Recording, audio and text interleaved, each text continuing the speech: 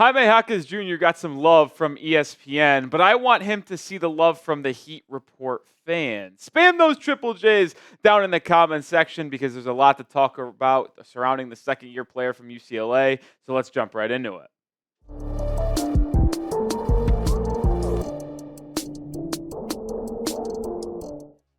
I am Nic Rohloff. This is the Heat Report by Chat Sports. And on today's show, ESPN showed a lot of love to the second-year forward from UCLA, who just had a phenomenal rookie season for the Miami Heat in Jaime Jaquez Jr. And I want to talk about how he got showed love. I want to talk about what I want to see him improve on. And I want to kind of show my expectations for Jaquez in this upcoming season as well. But I'd be remiss to not start with how well he did perform in his rookie season for the Miami Heat. He was one of the most consistent players in a Heat uniform. He played in a ton of games. He only missed a couple weeks there in January due to that little hamstring issue, but he just was a consistent performer for the Heat. And when you drafted someone 18th overall, that is not a position where you would expect to get an impact player at right away. An 18th pick, that's just outside the lottery. Like, sure, maybe you can get some nice minutes here and there, but you're not expecting that person that you selected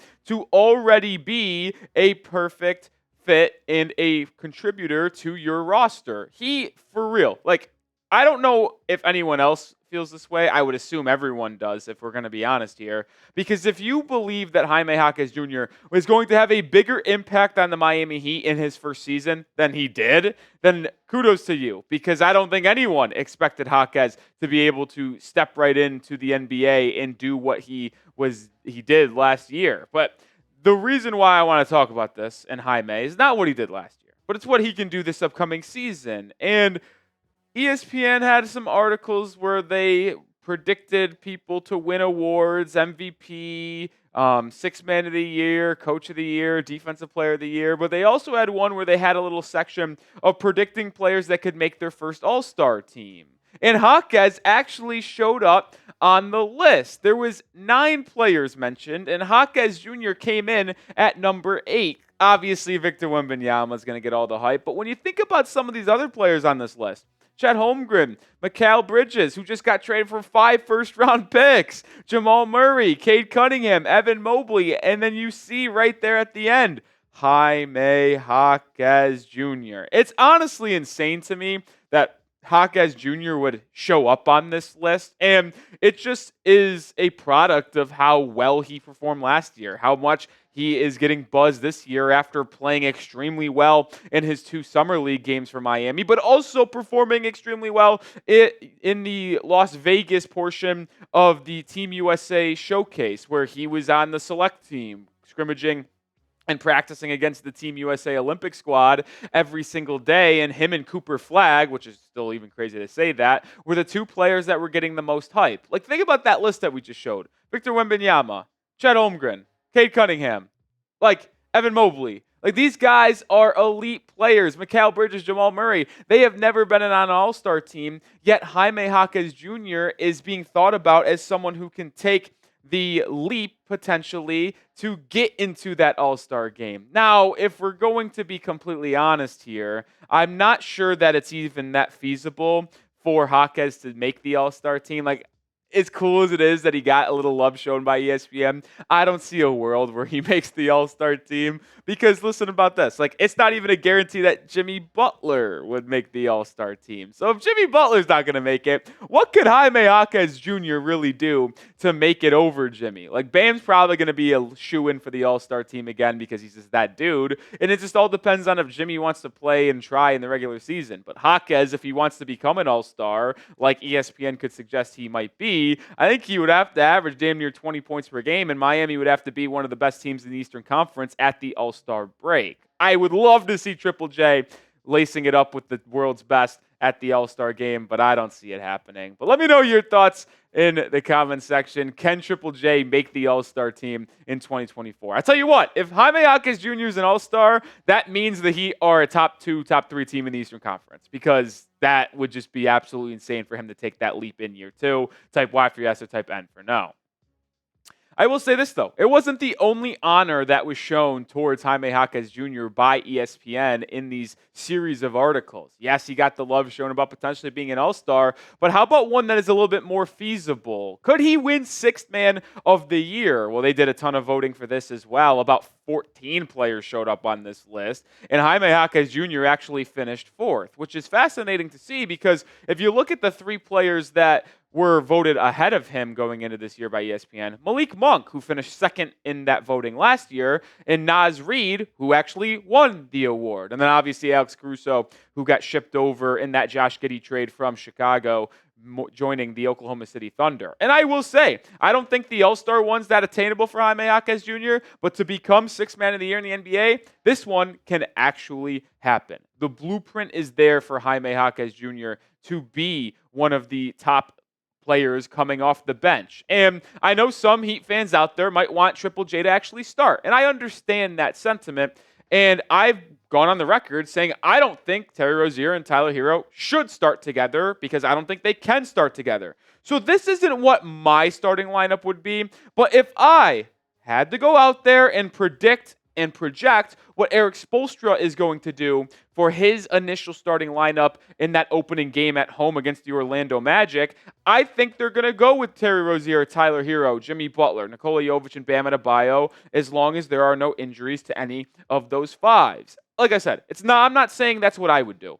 I actually have been kind of open to starting Haywood Highsmith at the 2 and starting Hero at the 1 and moving Terry Rozier to the bench as a sixth man so he can just be a scorer off the bench. But I do believe that all signs and all trains are pointing to Jaime Jaquez Jr. being your first man off the bench, being your sixth man for this Miami Heat roster when everybody's fully healthy. And if that's the case, well then the sixth man of the year is definitely on the table.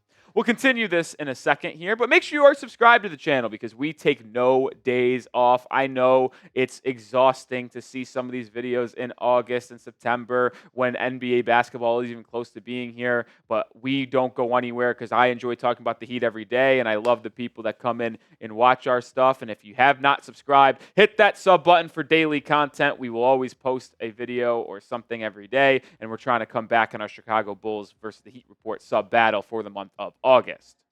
All right, if I want to see Jaquez Jr. take home Sixth Man of the Year in 2024, this is what I think he needs to do. Last year, he averaged 12 points per game, 11.9 to be exact. I think that needs to take a bump up to 14 or 15 points per game. I also think he needs to shoot 36% from 3, and I think the Heat need to avoid the play-in and be a shoe-in for a playoff series rather than have to play their way into one. So what does that mean? You have to finish 6th or better in the Eastern Conference, in my opinion, which I think is very possible for Miami as long as they don't have any injuries. Just look at last year, by the way. We mentioned the Sixth Man of the Year, Naz Reid, who was on the Minnesota Timberwolves, who finished in second, Malik Monk. Now, you can argue that Monk deserved to get it because he was a 20-point-per-game scorer on the Sacramento Kings. He was absolutely hooping coming off the bench. But Naz Reid, I felt, got the award because the Minnesota Timberwolves were third in the Western Conference and almost finished in first, only about, I think, a game behind Oklahoma City Thunder for that number 1 overall seed. So you got to be able to perform, put up numbers, but your team also has to be one of the top teams in the respective conferences, because if you're just barely scraping by and you're a bad team, then the NBA voters just simply aren't going to be able to give you that vote. I don't agree with that line of thinking, because if you're just simply the best sixth man in the NBA, you should probably get the award, but I do think results on your respective team actually matters. And we're got to finish up the conversation with specifically Jaime Jaquez Jr.'s three-point shooting here in just a second. But I want to make sure you're hooked up with this sweet Miami Heat t-shirt that's actually on sale, usually $30, only $20 right now. You see it on screen. Sweet black t-shirt, Heat basketball logo on a basketball, little flames. $20 right now. Chatsports.com/Heat shirt. That link will be in the description and comments of today's show. It's never too early to represent the Miami Heat, even though the season's 2 months away. Get your shirt today. All right, the thing that I need to see from Jaquez Jr., and we've talked about in the past, we've actually mentioned 2 things for Triple J: three-point shooting and defense. Well, the three-point shot is the one that desperately needs to improve because the defense is already at worst average. And if it gets to above average, well, now we're cooking. But his three-point shot is anything but average. We've shown shot charts in the past, and this one from Jaime Jaquez Jr. should not surprise you whatsoever. Remember, dark blue good, light blue bad. You see at the three-point arc there, not a lot of dark blue, but also not a lot of spots because he just simply didn't take that many three-point shots. He did a lot of his work inside the paint and at the little areas just outside the paint, as you see. Like, he was one of the best finishers in the NBA, and specifically on the Miami Heat as well. But when you look in depth at the three-point shooting, it becomes even more clear that he needs to upgrade from that position of his game. When you look at each respective spot where he took three-pointers, there is only one area on the floor where it was serviceable, and that's from the left corner. Because in every single spot on the court, when you look at his three-point shooting, it, one, isn't good whatsoever, and two, is significantly under league average. Like, he is shooting 12% less on right corner threes than the league average. That's horrible. From the right wing, it's 4%. Top of the key, it's only about 0.5%, but he only took 17, which I was kind of flabbergasted when I saw he only took 17 top of the keys threes in the entire season. Left wing was about 3% less. It just simply needs to be better if you're Jaime Jaquez Jr. And he listed that and labeled that as the number one thing he wanted to improve on. And I know it's Summer League, and it's hard to take away a ton from there because it's not high competition, and Jaquez Jr. just did whatever he wanted. But the three-point shot did look a little bit better in those two games. He took it more confidently, I suppose. He also was able to just rise into his shot. I feel like his release got a little bit quicker, too. He's been working, I believe, with Chris Brickley this NBA offseason, which is also Jimmy Butler's trainer as well. I do think Jaquez Jr. will see a much improved three-point shot. And if that percentage gets to 36, 37% in total, then I think Jaquez is in for a massive jump this season where he's averaging 14, 15 points per game because he simply didn't have a three-point shot in his bag last season, and he averaged 12. He adds 1, 2, 3-pointers a game more consistently, well, then we're really talking 15, 16 points per game. All right, that's going to do it for today's show. Make sure you are subscribed to the channel. Like I said, daily content. Got videos going out on Saturday and Sunday, and we'll be right back next week because we never go anywhere. Make sure you hit that sub button. Nic Rohloff here. Go Heat.